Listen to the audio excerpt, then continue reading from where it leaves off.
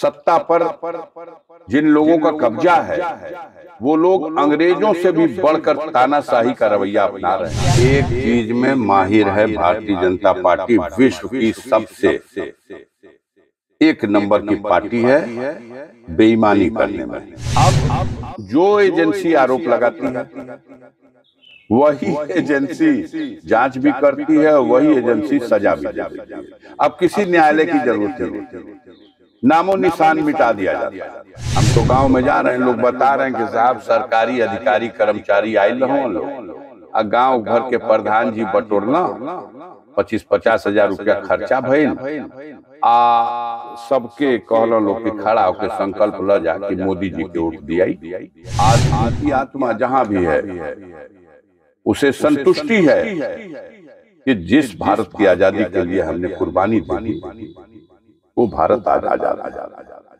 लेकिन वहीं उन्हें ये मायूसी भी है कि जिस आजादी की कल्पना किया था उन्होंने, आज भी वो आजादी भारत में अधिकांश गरीब, कमजोर, दबे कुचले, पिछड़े इनको नहीं मिली। भारतीय जनता पार्टी में हिम्मत है कि वो बहुजन समाज पार्टी से कहे कि हम आपको सम्मानजनक उत्तर प्रदेश में 25 सीट 30 सीट देंगे, आप आइए हमारे साथ मिलकर चुनाव लड़िए।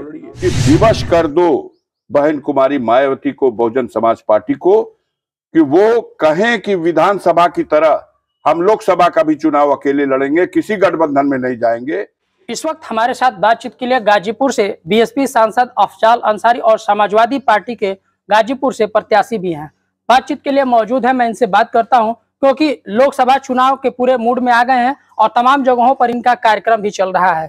पूर्वांचल की राजनीति में एक चाणक्य के तौर पर अफजाल अंसारी को देखा जाता है और भविष्यवाणी बड़ी तगड़े करते हैं। इस बार अफजाल अंसारी का भविष्यवाणी क्या कहती है? देखिए, देश के पैमाने पर अगर पूछा जाए तो नरेंद्र मोदी की सरकार का पतन निश्चित है। उत्तर प्रदेश के पैमाने पे अगर आप पूछ रहे हैं तो मेरा मानना है कि बाकी लिस्टें भी आ लेने दीजिए।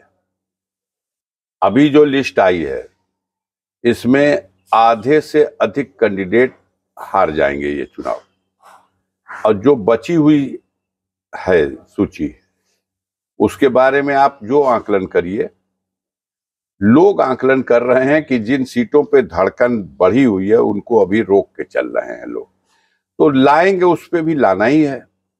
80 सीटें आ जाए तो पूछ लीजिएगा। भविष्यवाणी, मैं भविष्यवक्ता नहीं हूं, लेकिन धरातल की जो सच्चाई है इसको आम आदमी भी जान गया है। डर रहे हैं लोग ये भाई अभी सूचियों नहीं खे फाइनल, अभी इहो नहीं खे तय भइल कि कौना सहयोगी दल के भाजपा कौन सीट और कितनी सीट देगी। अब वहीं से अब की बारी 400 पार, तो क्या बात है? क्यों ऐसा कहा जा रहा? क्यों कहा जा रहा कि उत्तर प्रदेश में 80 में 80? इतनी बड़ी पार्टी के लोग और एकदम दमदारी से चापे हुए हैं, तो लोगों को एक अनजाना सा भय सता रहा कि लगता है कि ये ईवीएम मशीन में कुछ बेईमानी करेंगे। जब तक अब ही प्रत्याशी का अपन नाम निखन लोग बता पावत और जीत जाई, ई पहले ही गिन लेते हैं लोग।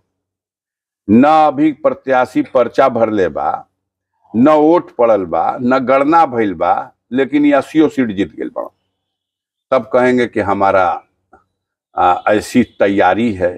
तो क्या तैयारी है?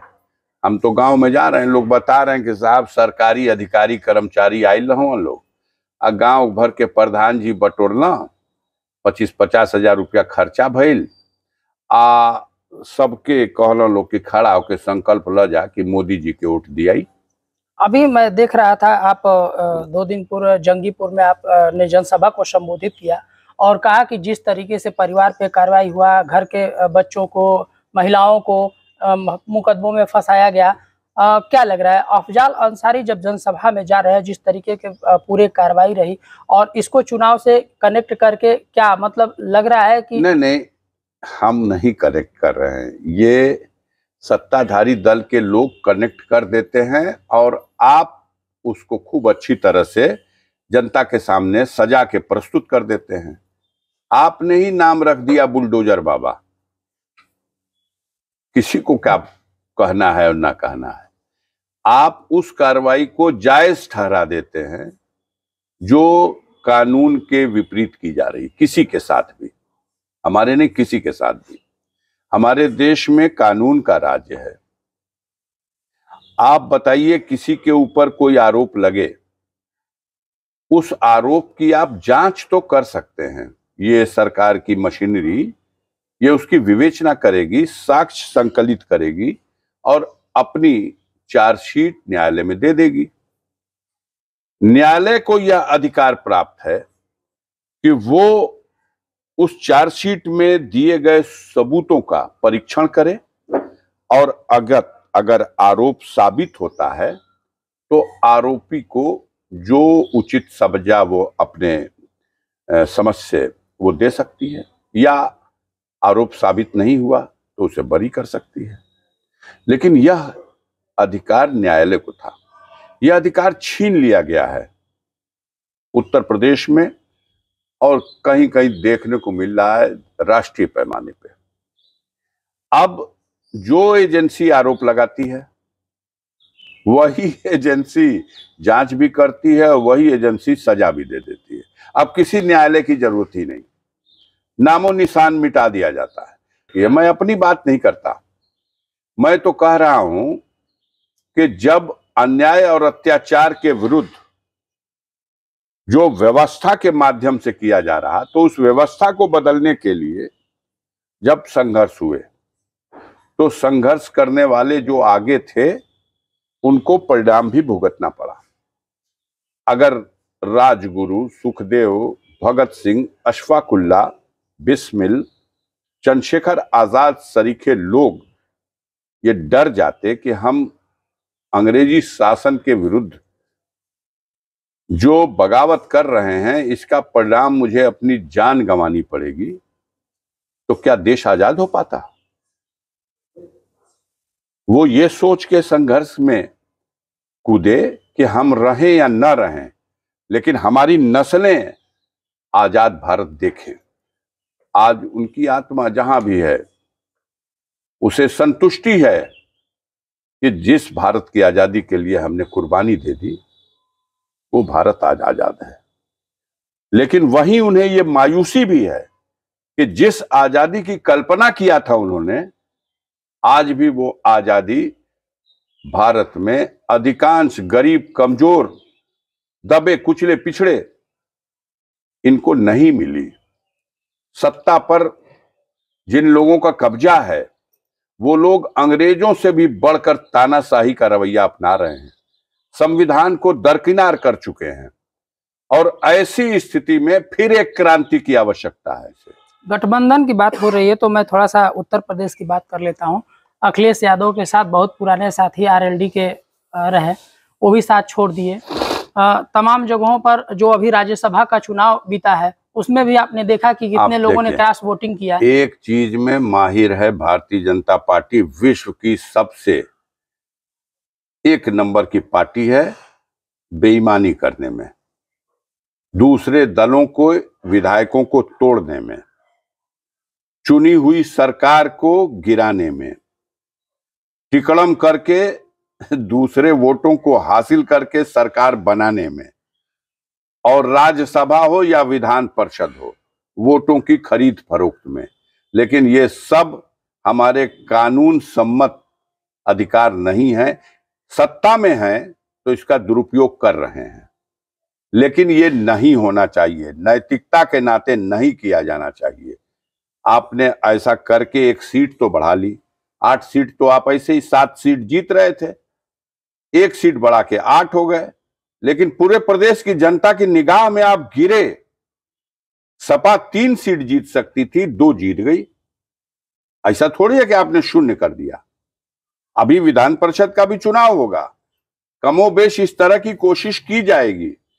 ईमान आज की डेट में किन परिस्थितियों में बिकता है ये सब आप देख रहे हैं। जो चुनाव लोकसभा का होगा आप देखिएगा, गठबंधन के दल भी अब इंडिया अस्तित्व में है और मजबूत स्थिति में है। कल बिहार की रैली ने यह साबित कर दिया कि जनता इंडिया गठबंधन के पक्ष में खड़ी है।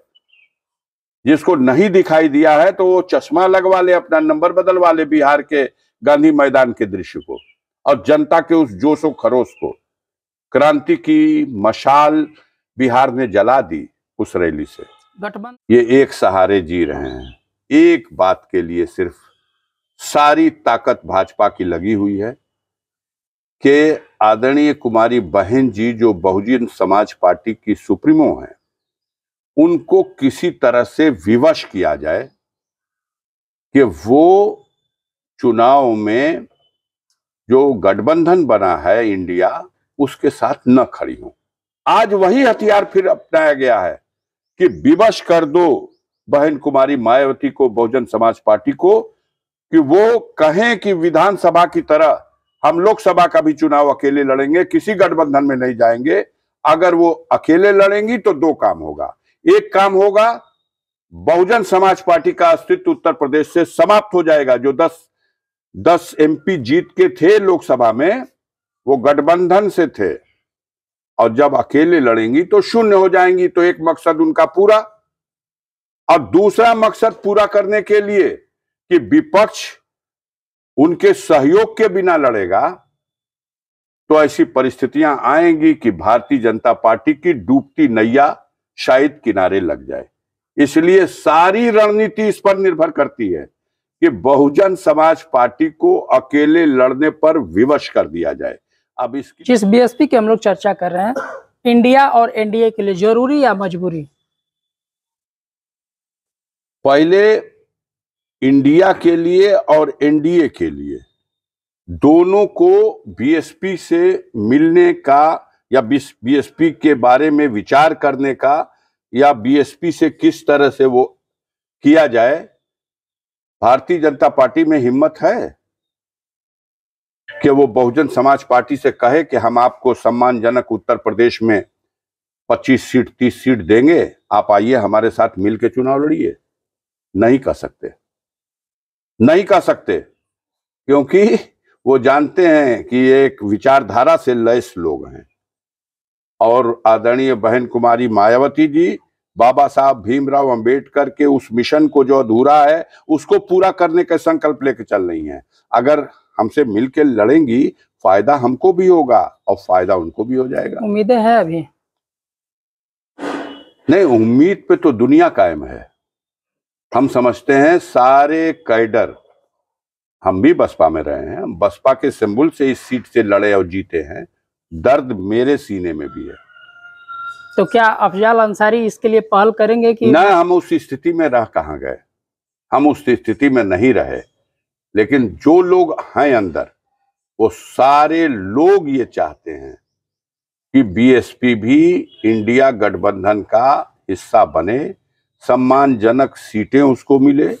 आदरणीय बहन कुमारी मायावती के लिए जब चुनाव के परिणाम आए और देश में नेतृत्व संभालने का विषय आए, तो उनको भी चोटी पर वो अवसर प्रदान किया जाए।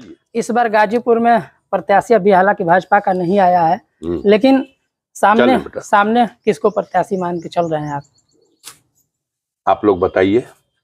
सरकारी प्रोग्रामों में किसको इंट्रोड्यूस कराया जा रहा है? जिसको आप देख रहे हैं, अयोध्या नरेश राजा दशरथ जी ने, उनके दिल का अरमान क्या था? उनके दिल का अरमान था कि हम अपने लाडले बेटे राम को अयोध्या की राजगद्दी सौंप दें। आप इतिहास उठा के पढ़ लीजिए, महाभारत की कथा पढ़िए, आप देखेंगे कि हस्तिनापुर नरेश, धृतराष्ट्र का अरमान था कि वो अपने लाडले बेटे दुर्योधन को हस्तिनापुर की राजगद्दी सौंप दे। लेकिन जब विधि को कुछ और मंजूर होता है तो बाप का अरमान कहां पूरा हो सकता है? असली तो है विधि को क्या मंजूर है। और ऐसे चुनावों के मामले में तो विधि को भी वही मंजूर होता है जो कहा जाता है कि नर ही नारायण है। उर्दू में एक शेर है कि जुबाने खल्क को नक्कारे खुदा समझो। जो जनता की आवाज है, जो जनता की चाहत है, जो जनता की इच्छा है, उसके अनुसार ऊपर वाले की भी इच्छा उसी पर केंद्रित हो जाती है।